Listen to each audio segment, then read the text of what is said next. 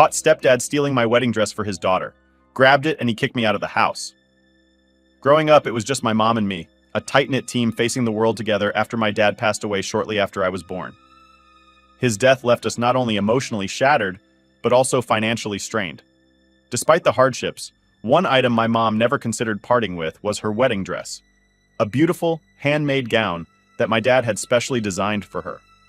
It wasn't just fabric and lace to us, it was a symbol of my dad's love and a connection to the life they shared before I came along.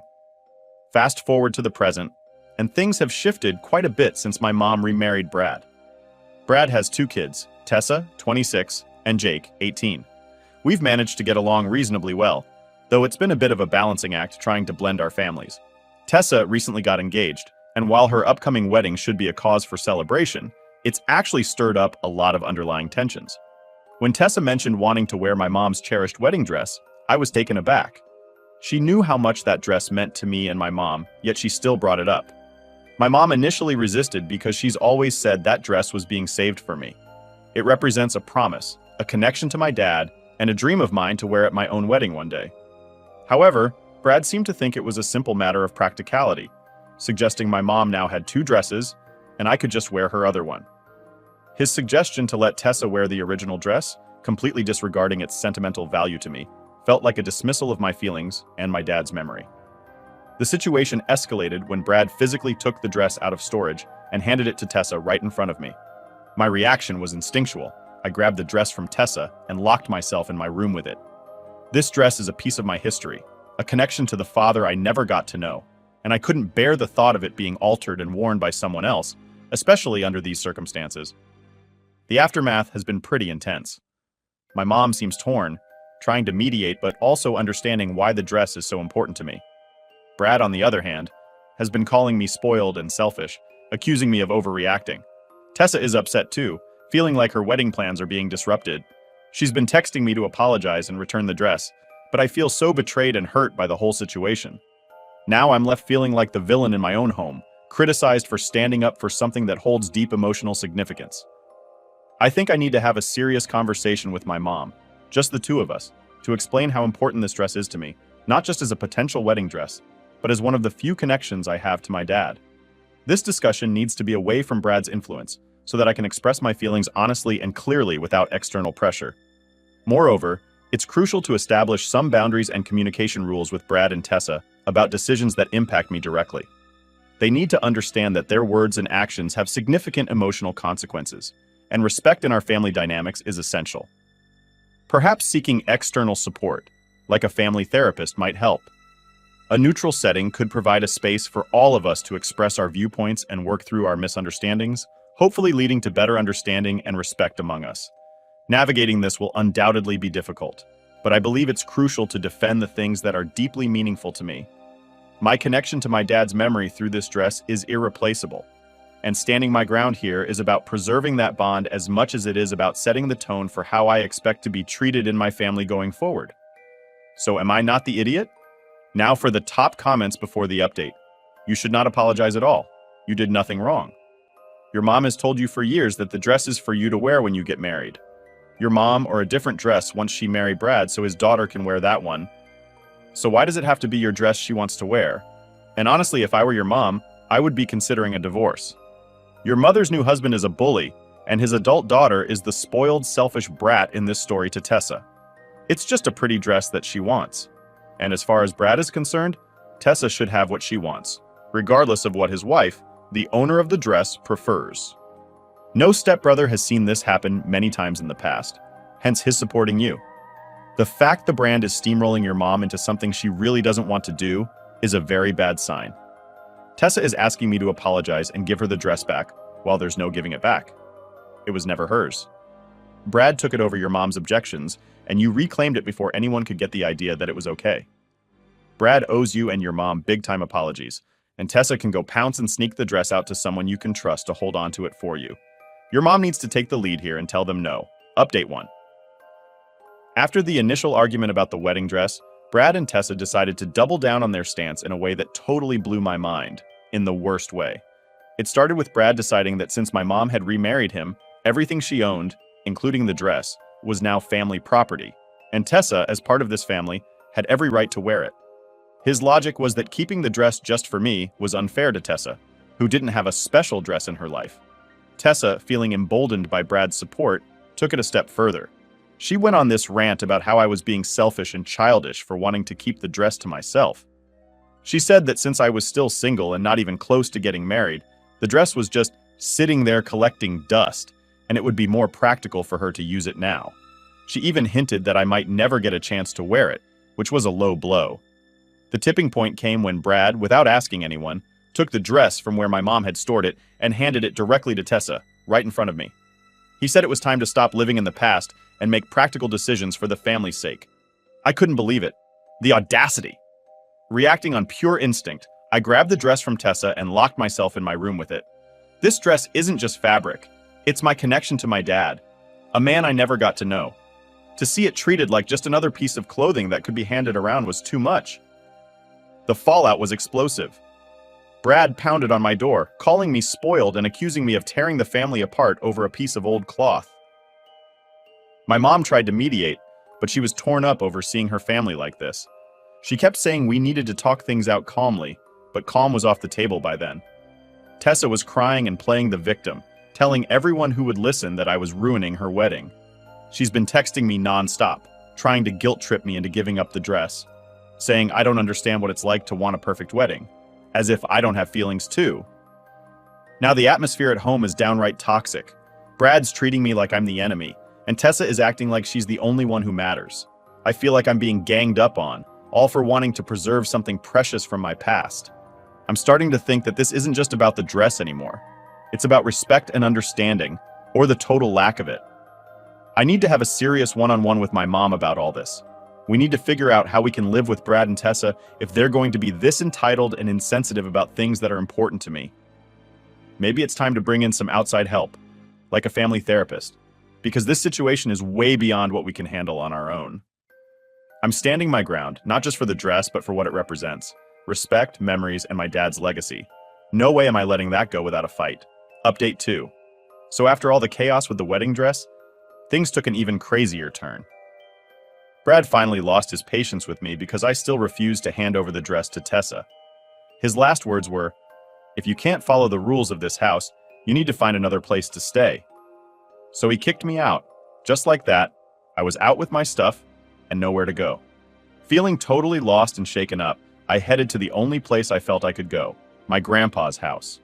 When I showed up at Grandpa's doorstep with all my stuff, he was surprised but super welcoming. He helped me bring in my bags, and then we sat down, and I just spilled everything about the dress, Brad, Tessa, and how everything just exploded. Grandpa listened to it all without interrupting, which was exactly what I needed. After I finished, Grandpa was quiet for a bit, and then he said he had something really important to tell me, something about my dad. Turns out my dad wrote a will before he passed away. And get this, he left the house to me. Yeah, the very house Brad just kicked me out of. According to the will, it was supposed to be mine when I turned 18. I was totally blown away. I mean, how could something that big have never come up? Grandpa explained that my dad really wanted to make sure I was taken care of, that I had something solid to my name in case things got tough. But somehow, after my mom married Brad, this huge detail got brushed under the rug. Why didn't my mom ever mention this? I had no idea, and it made me feel a mix of angry and sad. So, with this bombshell news, Grandpa and I started making plans. We spent a lot of time talking about what to do next. It felt like a detective movie, piecing together clues from old papers and figuring out our next move. Grandpa suggested we talk to a lawyer to see exactly how we could go about claiming the house. Turns out, we have a pretty strong case, and if everything goes right, I might be able to get the house back in my name. Living with Grandpa these past few days has been a game changer. It's quiet here, away from all the drama. It's given me space to think and sort out my feelings. Every morning, we sit and have breakfast together, and he tells me stories about my dad, stuff I never knew. It's like I'm reconnecting with my dad in a way I didn't think was possible anymore. But it's not all just chilling and chatting. We're actually getting pretty busy, meeting with lawyers and sorting through all the legal stuff. It's a bit overwhelming, but Grandpa is a rock, helping me through it all. And through it all, I keep thinking about that dress, the one that started all this. It's more than just fabric now. It's a symbol of everything I'm fighting for. My dad's memory, my rights, and my future. Who knew a wedding dress could mean so much? So yeah, that's the update from here. From getting kicked out to discovering I might own a house, it's been a wild ride. There's a lot of tough stuff ahead, but I've got Grandpa on my side, and I'm feeling ready to take on whatever comes next. Here's to hoping for some justice and maybe a bit of peace soon. Update 3. Remember how Grandpa and I were all set to fight for the house that my dad left me in his will? Well, during our first major sit-down with the lawyer, he drops this absolute bomb on us. There's a second, more recent will that no one told us about. Yeah, a second will. So we're sitting there, me and Grandpa totally stunned. The second will wasn't just a little update or something minor. Nope, it was packed with huge news and strict instructions that totally changed the game. First off, it reconfirmed that I was supposed to get the house when I turned 18, just like the first will said. But that's not all. This will also talked about some investments and a pretty hefty sum of money that my dad had tucked away for me to help with college or whatever I needed to start my adult life right. And here's the kicker. None of this was ever mentioned to me by anyone. Not Mom, definitely not Brad. But here's the really wild part. The will had a special clause. It said that if I wasn't told about this will by my 18th birthday, there would be serious consequences for whoever kept it from me. It was like my dad knew something might go wrong and he was setting up a safety net from beyond the grave. It's weird thinking he was protecting me like that, even when he couldn't be here. The moment we found out about all this, our lawyer kicked into high gear. He started pushing the case forward, aiming to not just get the house back, but also claim all the other stuff my dad intended for me. You can imagine how quickly things started to heat up. Mom was totally shell-shocked when she found out about the second will. She looked like she had seen a ghost when the lawyer explained everything to her. She kept saying over and over that she had no idea there was another will. Brad, though, he didn't have the same shock. Instead, he got all defensive, like he was ready to battle it out, which just made everything between us even colder. Just when I thought that was enough drama for a lifetime, Tessa threw another curveball into the mix. After laying low through most of this, she suddenly blew up at Brad during a family meeting that was supposed to be about finding a peaceful solution. She accused him of manipulating everyone, especially Mom, and trying to control things that weren't his to control. It was like watching a scene from a soap opera, screaming, crying, the whole 9 yards. Now, with all these accusations and secrets coming out, I'm left trying to sort through a massive pile of questions. Who really knew about the will? Why was it kept from me? It's a lot to handle, and honestly, some days it feels totally overwhelming. But knowing that I'm fighting for what my dad wanted for me gives me the strength to keep going. Living with Grandpa has been my safe space through all this craziness. Every evening, we sit down and just talk about everything. What our next steps should be, how to handle the family drama, and sometimes just remembering things about my dad. It helps a lot having him here with me. This whole ordeal has turned into way more than just a battle over a house or a dress.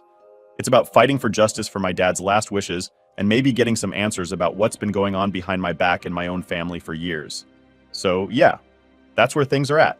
This roller coaster seems like it's far from over, and honestly, I'm bracing myself for more twists and turns. Who knows what's going to happen next? Stay tuned, because it looks like this story is only going to get crazier from here. Update 4. So I was sitting down with our lawyer, going through some of the piles of paperwork about my dad's assets. Yeah, the same ones he left for me that no one told me about. We're talking investments, savings, all that stuff. And there, mixed in with all the boring bank statements, I noticed something super weird. There were a bunch of payments made to this company known for planning over-the-top fancy events. Curious, I did a little digging. Guess what?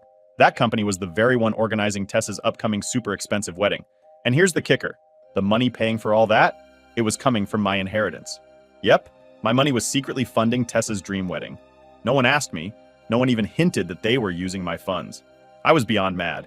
I felt like someone had punched me in the stomach. After everything, the sneaking around with the dress and all the family tension, now there was this. My money, which was supposed to be for my future, was being spent on Tessa's wedding without my permission. I had to get some answers, and I knew exactly where to start. Mom. I found Mom in the kitchen, and I didn't waste any time. Here's how our conversation went down. Me. Mom, why is Tessa's wedding planner getting paid with money from my inheritance? Mom. Clearly caught off guard, fumbling a bit with her words. Oh well, we thought it would be a good way to manage the funds. Me. Manage the funds? Really, Mom? By spending my money without telling me? Mom. It was supposed to be a surprise. We thought it would help bring the family together, make something beautiful out of what your father left. Me. A surprise? Using my inheritance for Tessa's wedding is not a beautiful surprise. Mom, it's a betrayal. How could you decide to do this without even talking to me? Mom. I know it seems bad now, but we were going to tell you eventually. We thought once you saw how happy it made everyone, especially Tessa, you'd understand. Me. Understand? How am I supposed to understand you using my inheritance behind my back? It's not just about the money, Mom. It's about trust. And right now, I feel like I can't trust you at all. Mom, I'm really sorry. We just got carried away with the wedding planning. I thought since you and Tessa were getting along better, you'd be okay with it. Me. Getting along doesn't mean you can use what Dad left for me to pay for her wedding. It was supposed to be for my future, Mom, not Tessa's wedding. Mom, you're right, and I'm so sorry. We just wanted to do something nice for Tessa, and somehow we thought this would be okay. Please, let's try to fix this together. The conversation didn't really get much better from there. Mom kept trying to smooth things over, but I was just too hurt. It felt like such a deep cut, knowing she'd gone behind my back like this. It's one thing to have issues with Brad and even Tessa, but feeling betrayed by my own mom? That's a whole new level of hurt. Now I've got to figure out not just how to handle the legal stuff with the house and the inheritance, but also how to deal with my relationship with my mom. It's like every layer of this situation just reveals more mess underneath. I'm trying to keep my head up and sort through this, but it's tough. Every conversation feels like a minefield, and every decision feels super heavy. But I'm not backing down. I'm going to make sure everyone knows that my inheritance isn't their free-for-all fund, and I'm going to set boundaries that should have been there from the start. So that's the latest. Just when you think you're getting to the end of the drama, there's a whole new twist waiting for you. Stay tuned, because honestly, at this point, anything could happen. Update 5. After discovering all the sneaky stuff with my inheritance being used for Tessa's wedding, I hit my limit. I mean, enough is enough, right? So I decided it was time to take some serious action and get my house and life back under control. First things first, I sat down with our lawyer to make sure everything was crystal clear legally, that the house was mine, as per my dad's last will. Armed with this information, I had a big family meeting at the house. I told Brad, Tessa, and Jake that they had 2 weeks to find a new place to live. Yeah, I actually told them they needed to move out. It felt weird, kind of tough, but also necessary. When I dropped this bombshell, you can imagine, the house turned into a storm of shouting and arguing. Mom was really upset with me. She couldn't believe I was kicking out Brad and his kids. She kept saying things like, "How can you do this? They're family, and this isn't what your father would have wanted." But with everything going on, it just felt like they hadn't been acting much like family at all. Here's a bit more about how that intense conversation with my mom went. Me. Mom, I've given Brad, Tessa, and Jake 2 weeks to move out. This is my house, legally left to me, and I need to start taking control of it. Mom, but they're your family. How can you just throw them out? Me. It's not about throwing them out, Mom. It's about setting things right. They've been living here, and Brad's been managing my money without my consent, using it to pay for Tessa's wedding. That's not right. Mom, but kicking them out? Isn't that a bit harsh? Me. Maybe it seems harsh, Mom, but I've got to start making some tough decisions. I've been pushed around and taken advantage of, and it has to stop. Mom, I just can't believe this is happening. Brad has done so much for us. Me. I know you think Brad's been helping, but he hasn't been honest. I need to do this, Mom, and I need you to understand why. Mom, I just wish there was another way to handle this. Me. I've thought about it a lot, and this is the only way I see to make things right. From now on, Grandpa will help manage my money. He's the only one I trust right now. After that conversation, things were pretty tense around the house. Mom was quiet, and Brad, well, he was pretty mad. Tessa and Jake didn't say much, but I could tell they were shocked. It was a tough couple of weeks watching them pack up and find another place, but it also felt like I was finally taking back control of my life and my home. Now the house is quieter, and honestly it feels more like mine than it ever did before. It's strange, but also kind of peaceful. I've been spending a lot of time with Grandpa, planning how to manage the finances and make sure nothing like this ever happens again. He's been great, teaching me a lot about handling money and making smart decisions. This whole ordeal has been really tough. It's not easy making decisions that upset people, especially your own family, but sometimes you've got to stand up for what's right and what's yours. I'm learning that it's okay to put my foot down and say, enough is enough. So that's where things are now. A lot of changes, some really big decisions, and a new chapter starting for me. I'm hoping that with some peace and quiet, and with Grandpa's help, I can start to heal from all this drama, and maybe even rebuild some bridges if it's possible. Thanks for sticking with me through all this craziness. I'm not sure what's next, but I'm ready to face it with a clearer head and a stronger sense of who I am and what I stand for. Let's see what the future holds. Update 6. After all the drama with the house and finding out my inheritance was secretly funding Tessa's wedding, I knew something big had to be done. It wasn't just about the money. It was about standing up for myself and making sure everyone knew I wasn't someone they could just push around. So, after the dust settled a bit with Brad, Tessa, and Jake moving out, there was still the big issue of the chunk of my inheritance that got drained for Tessa's wedding expenses. Yeah, the fancy catering, the posh venue, you name it, my inheritance was covering it. Not cool, right? I decided it was time to put my foot down. I wasn't going to let this slide. So, I set up a time to talk to Brad face to face. I needed him to know I was serious, and this wasn't just going to be another conversation that ended with me feeling bulldozed. Here's how it went down. Me. Brad, we need to talk about the money you used from my inheritance for Tessa's wedding. That was my money, left to me by my dad, and you had no right to use it without asking. Brad, look, I know you're upset, but we were just trying to pull off a great wedding for Tessa. We didn't mean to upset you. Me, it's not just about being upset, Brad. It's about what's right and what's wrong. That money was mine, and using it without my permission? That's not just wrong, it's betrayal. Brad, I get that now, and I'm sorry it came to this. We should have handled it differently. Me, sorry doesn't fix it, Brad. I need that money returned. I gave you a lot of trust, and it was broken. Now I need to set things right. Brad, what are you asking? Me, I want the full amount used for the wedding returned to me. I'll give you 1 week to sort this out, or I'll have to take legal steps. I don't want to do that, but I will if I have to. Brad, that's fair. Give me a week. I'll make sure you get your money back. To be honest, I half expected him to make excuses or drag his feet, but something in my tone must have made it clear I wasn't messing around this time. And guess what? He actually did it. Brad returned every single penny that was taken from my inheritance for the wedding, all within the week. I was kind of shocked, but also really relieved. It felt like a huge victory, not just for my bank account, but for my spirit too. Getting that money back, it was like I could finally breathe a sigh of relief. It was a confirmation that I did the right thing by standing up for myself. And it taught me a valuable lesson about boundaries and not letting anyone, not even family, walk all over them. Since then, I've been working closely with Grandpa to get all my finances in order. He's been a total rock star, helping me understand how to manage my money, invest wisely, and plan for the future. We're setting up some robust financial plans, and I'm learning a ton. It's pretty cool, actually, to feel so empowered about my financial situation. The house is quieter now, sure, but it feels more like a home than ever before. I've been spending my evenings just chilling, sometimes reminiscing about the good times with Dad, and thinking about what he would want for me. It's given me a lot of peace and a sense of closure that I really needed. So, that's the big update. Thanks a ton for sticking with me through all the ups and downs. Your support means the world to me, and it's helped me through some pretty rough waters. Here's to hoping things are on the up and up from here on out. Can't wait to see what the future holds, and I'll make sure to keep you all posted. Update 7. Hey everyone! So it feels like we're finally at the end of a super long, twisty roller coaster ride that's been my life these past few months. A lot has happened. A lot.